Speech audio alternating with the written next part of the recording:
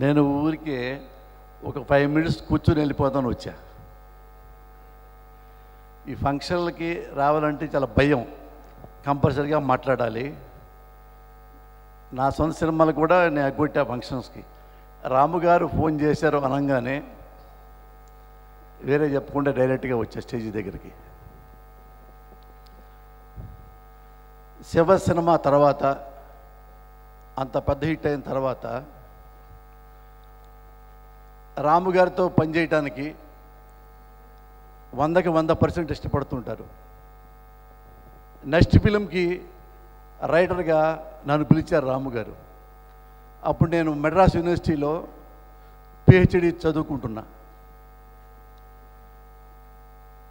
నా కోసం వెతకడానికి 2 రోజులు పట్టింది రాము గారు అసిస్టెంట్లకి. అప్పుడు ఆడ చిన్న రూము ఎక్కడో మెస్లో భోజనం చేస్తూ ఉండేవాడిని. తేజాను శివనాగేశ్వర గారు ఇద్దరు వచ్చి రాము గారు మిమ్మల్ని పిలుస్తున్నారంటే నేను షాక్ అయ్యా. నన్ను ఎందుకు పిలుస్తారు, నేను అసిస్టెంట్ అని కదా పర్చూరి బజార్స్ దగ్గర అని. ఆయన పిలిచి మురళి నెక్స్ట్ ఫిల్మ్కు నువ్వే రైటర్వి, నువ్వు రాయి అంటే, sir let me take some time, I need some more experience from Paruchuri bazaars అని చెప్తే ఆయన చాలా ఈజీగా తీసుకొని నువ్వెప్పుడు రైటర్ అవుదాం అనుకుంటే అప్పుడు నా దగ్గర మురళి మనం కలిపి చేద్దామని చెప్పాడు.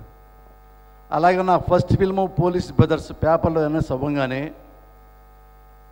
అన్నపూర్ణ స్టూడియోలో రక్షణకి సినిమాకి వేరెవరో రైటర్ని పెట్టారు.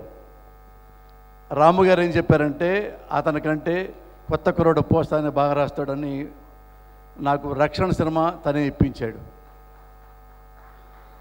నెక్స్ట్ మనీ సినిమా ఆగిపోయి 1 year ల్యాబ్లో ఉంటే ఆ సినిమాకి బయట తీయించి నాతో రాయించారు.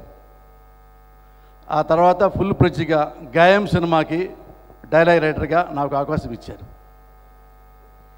ఇంత అనుబంధం నాకు రాము గారితో ఉంది.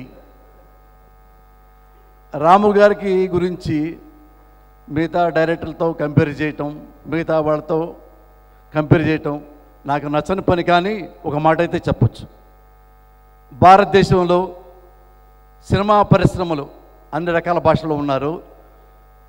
టోటల్ సినిమా పట్ల పరిపూర్ణ అవగాహన, ఫుల్ కమాండ్ ఉన్నవాడు ఒకే ఒక వ్యక్తి, దట్ ఈజ్ రామ్ గోపాల్ వర్మ. అది నేను ప్రస్ఫుటంగా స్పష్టంగా నమ్ముతా, దగ్గరుండి చూశా. పోతే ఈ సినిమా విషయానికి వస్తే లక్ష్మీ ఎన్టీఆర్ చాలామంది చెప్తూ ఉన్నారు ఈ సినిమా బయటికి రానివ్వరు, ఫలానా పార్టీ వాళ్ళు సినిమా ఆపేస్తారు, థియేటర్ దగ్గర గొడవ చేస్తారు, సెన్సార్ దగ్గర ఆపేస్తారు, ఇది రకరకాలుగా. ఇవన్నీ ఎందుకు వేషాలు వేయటం? నువ్వు నిజాయితీగా ఉండొచ్చు కదా. ఎవడైతే నిజాయితీగా ఉండడో, ఎవడైతే నీతిగా ఉండడో, నీతివంతమైన రాజకీయాలు చేస్తాడో అలాంటి వాడికి ప్రాబ్లమ్స్ వస్తాయి. వాజ్పేయికి రాలేదుగా, అద్వానికి రాలేదుగా, చాలామంది నిజాయితీ పొలైన వాళ్ళకి రాలేదుగా, పుచ్చలపల్లి సుందరయ్య రాజకీయాల్లో ఉన్నాడు, కష్టాలు రాలేదుగా. ఎవడికి వస్తాయి కష్టాలు, కోపాలు, బాధలు, కన్నీళ్ళు? వేషాలు వేసిన వాడికి, అవినీతి పనులు చేసిన వాడికి, వెన్నుపోటు పుడిచిన వాడికి వాడే బాధపడుతుంటాడు. నువ్వు ఆ పని చేయకపోతే రాము ఈరోజు ఈ సినిమా తీయడు కదా. ఏ రామాయణం మహాభారతం తీసుకుంటాడు కదా. నువ్వు వేషాలు వేస్తే తీయడానికి రాము రెడీగా ఉంటాడు. రాము తప్పు చేసినా రాము మీనే రాము సెటైర్ వేసుకుంటాడు.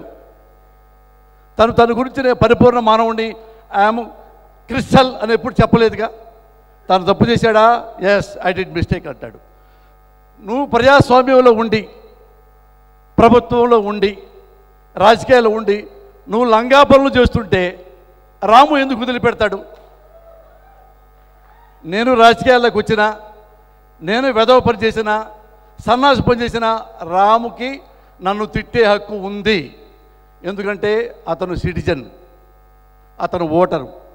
అడిగే హక్కు, అనే హక్కు రాముకి 100% ఉంటుంది. కాబట్టి ఈ సినిమా 100% ఎవరైనా సెన్సార్ వాళ్ళు కూడా స్పష్టంగా ఇక్కడి నుంచే విజ్ఞప్తి చేస్తున్నా. ఇది జరిగిన కథ. ముక్క ముట్టుకోకుండా బయటకు వస్తే ప్రజలు రియలైజ్ అవుతారు. సినిమా స్పష్టంగా ఉంటుంది. సినిమాలో ఎవడైతే నీతిమంతుడు ఉంటే వాడికి ఓట్లు పడతాయి. ఎవడైతే వేషాలు వేశాడు అని జనం అవమానిస్తే, అభిప్రాయపడితే వాడు నాశనం అయిపోతాడు. డెఫినెట్గా వాడు నాశనం అయిపోతాడు. God bless you.